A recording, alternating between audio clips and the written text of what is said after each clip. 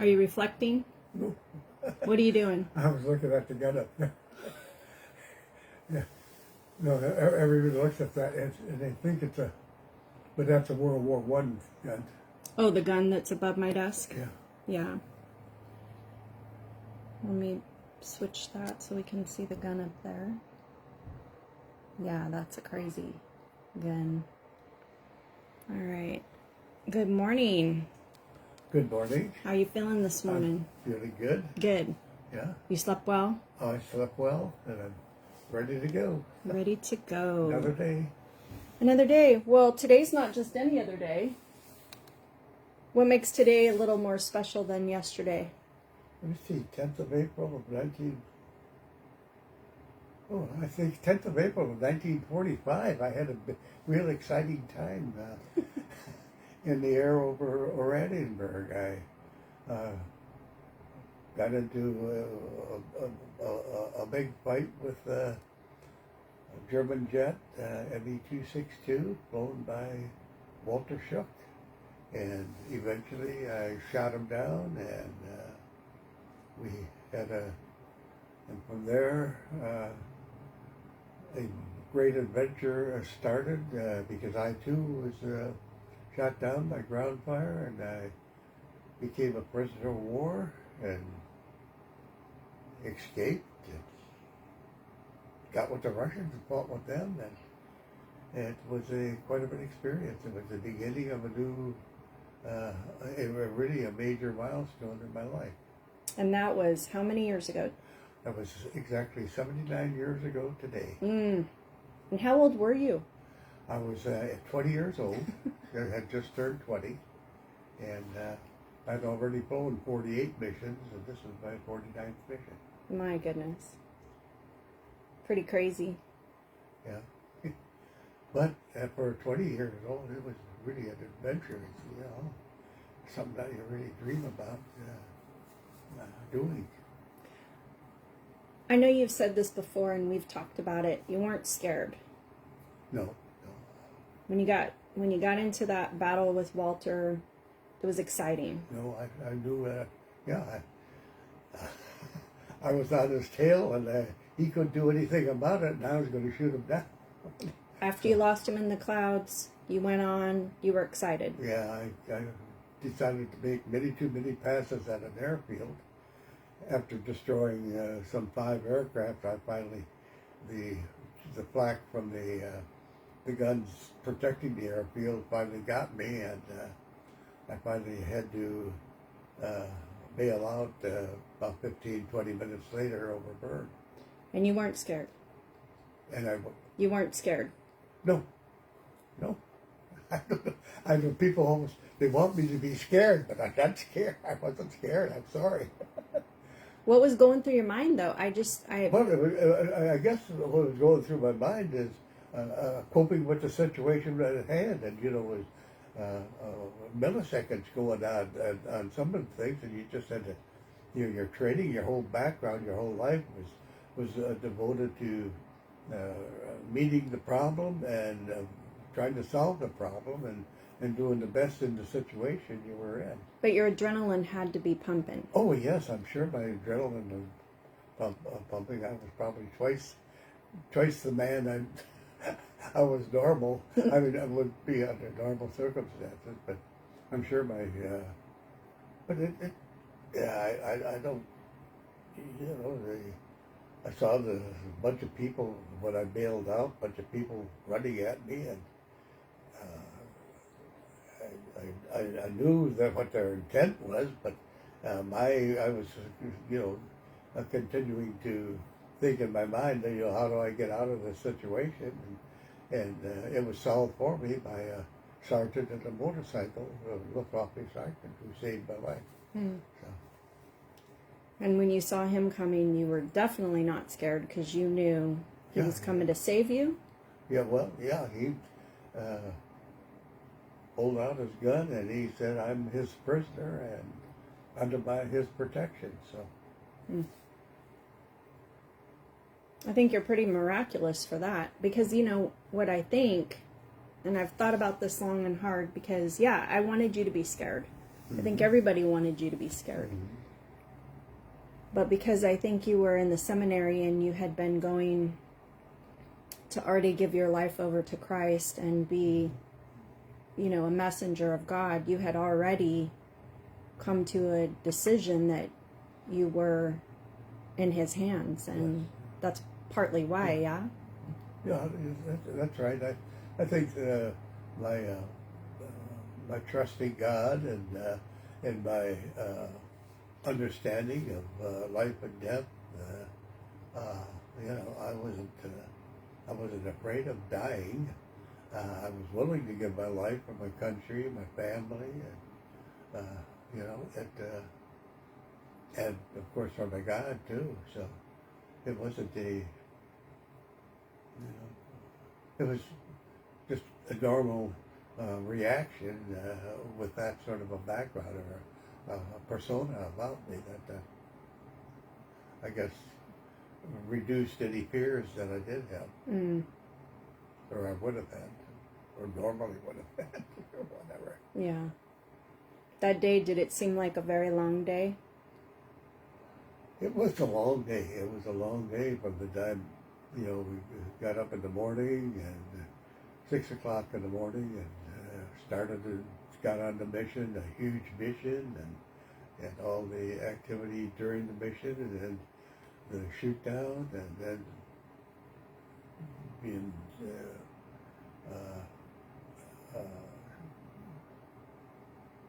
injured myself or shot down myself, and then in a prison camp. I mean, in a local jail, and being questioned by the Gestapo and all that. All that was all tucked into one day, and it was a long day. Did you have physical injuries after the bailout? I hurt my back, and I had a little, you know, problems. My legs were hurting a little bit, but not enough to, you know, it was like it being in a tough football game and getting banged around a little bit. Don't you still have back pain from that, though? Yeah, I they're back, but it was aggravated in later activities in my career. So No burns or anything like that? yes, I had some burns on my legs and on my arms from the molten aluminum that was coming off the engine. So the skin of the aircraft, you know, melted. I got a few burns there, but they were bad. But you know, there's nothing that prevented me from, you know, doing anything. When the soldier came up on the motorcycle, he had a sidecar? Yes, he had a sidecar. So he told you to get in the sidecar and... Yeah, that after we went to the town and were questioned by the local I'm talking police about chief. at the crash site. Oh, at the crash site. I think it was the place where we were interrogated, the town, was only a couple hundred yards away, and I think we walked. Yeah, he just. You don't remember? remember? I was basically walking with the burgermeister and the chief of police, and that, so they were sort of with me. And, They were protecting you from the townspeople? No, they were. The police chief wanted to do me in too, but the sergeant was, you know, close by all the time. I can't remember getting into the sidecar. I do remember getting into the sidecar when we left and went to Bern, but I may have. I don't know. I just can't remember that activity. At the crash I site... think that probably a lot of it just disappeared from my memory. Sure. Yeah. Well, it happened quick.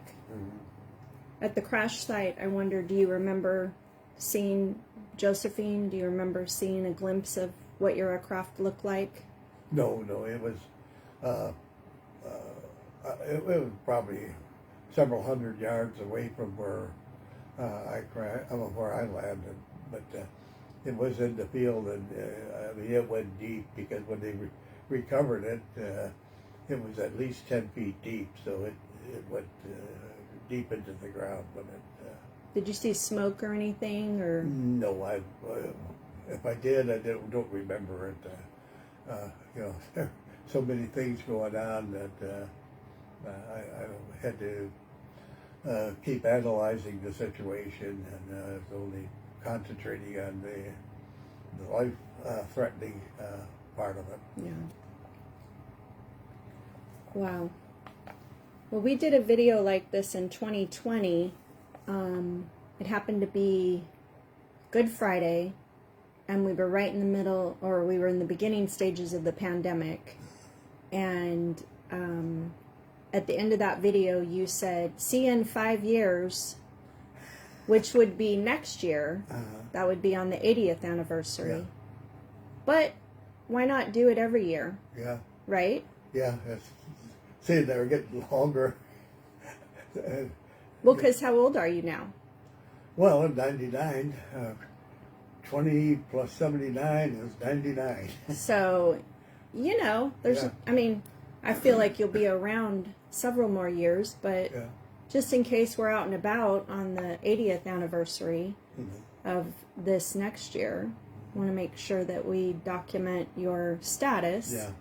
And you're in high demand right now. This 100th year of life, you're getting emails and phone calls and invitations galore. Yeah. How does that make you feel? It started to become overwhelming. In a good way? In a good way, yeah. I don't know what to make fusses about. That's my main problem. I was just doing my job, and the whole 36 years I've been in the service, and I thought I did it pretty good, but in everything I endeavored, I did my best to do the job as it was supposed to be done, and that's all I did, and I don't know why I should be singled out as being important because I did my job. I don't think you're singled out because you did your job. You and a lot of others like you are an anomaly to our country because your generation did a lot to save our society. Yeah. And to help other people as well. Yeah. Remember when we were at the California Capitol Air Show and the young man from France came up, 19 years old, and he took his hat off, and what did he say to you? Well, he thanked me for saving he and liberating the French, and it was very emotional thing on his part. He was very emotional about it, and I could understand that. It's not me. It was for the whole American effort during World War II. But he understood that, and he said, you and people like you, if it wasn't for that, he would be speaking German or not there at all. Yeah. Right? Yeah. And he had everyone at the table crying. Yeah. That's why people are interested, I think, and that's why you get a lot of requests for interviews. Yeah. You're not the only one. There's people all over the country and all over the world. I know they call it the greatest generation, but it was, such a different time and such different experiences we went through, and I don't think that we thought we were doing anything exceptional. We thought we were doing,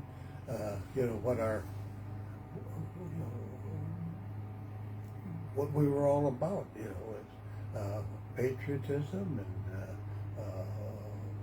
caring for other people and knowing how difficult life can be when you're hungry, and the depression was an awful thing for many people. And those of us who were kids growing up during that period, we learned to cope very early, and in so doing, we came out with a culture that I guess was self-sacrificing, and we thought we were doing what we were supposed to do, and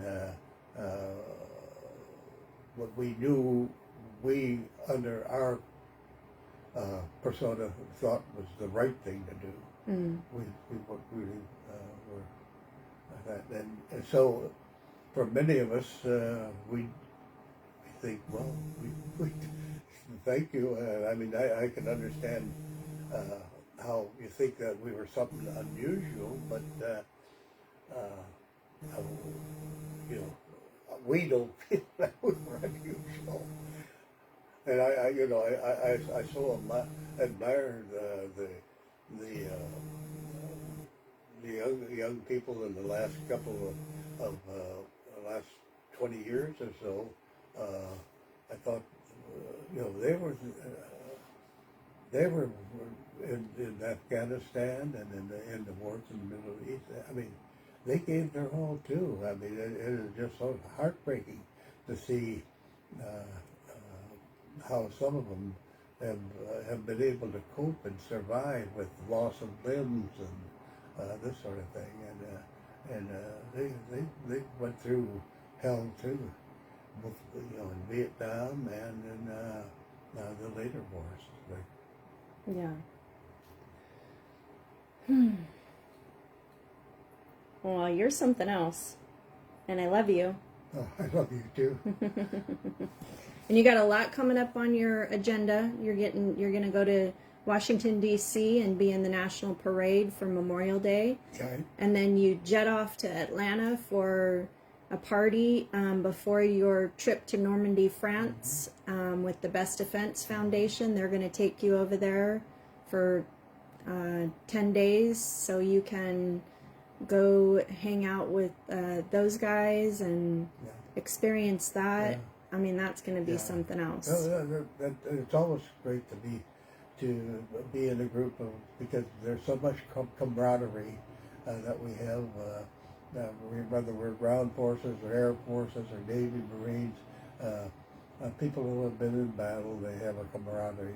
We understand each other, and it's always great to tell our war stories to each other. Right. Because we understand. We are able to understand the depth of what they went through or what happened. Yeah.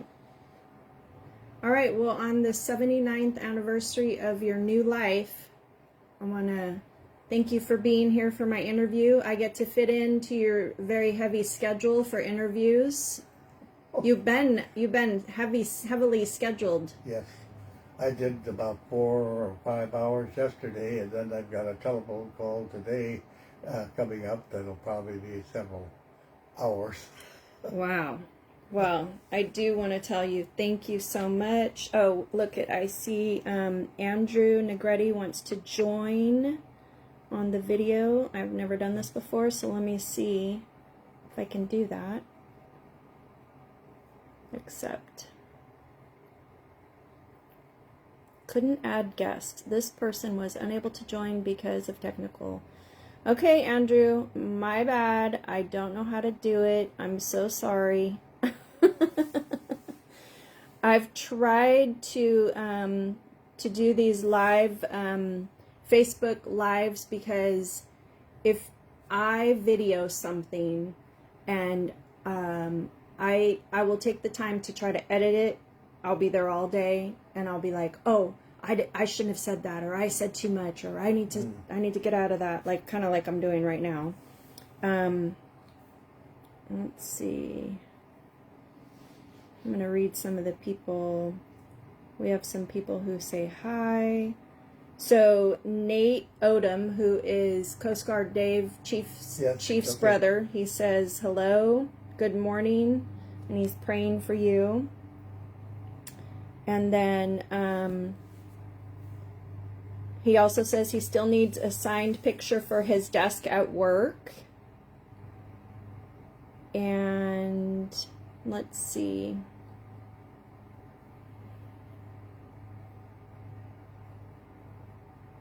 Andrew and his wife Donna came over the weekend, and they brought you that wonderful box of candy. Oh, yeah. Talk about how crazy that was, to have somebody actually come and bring you, come for an interview with you, and then leave you with something. Yeah.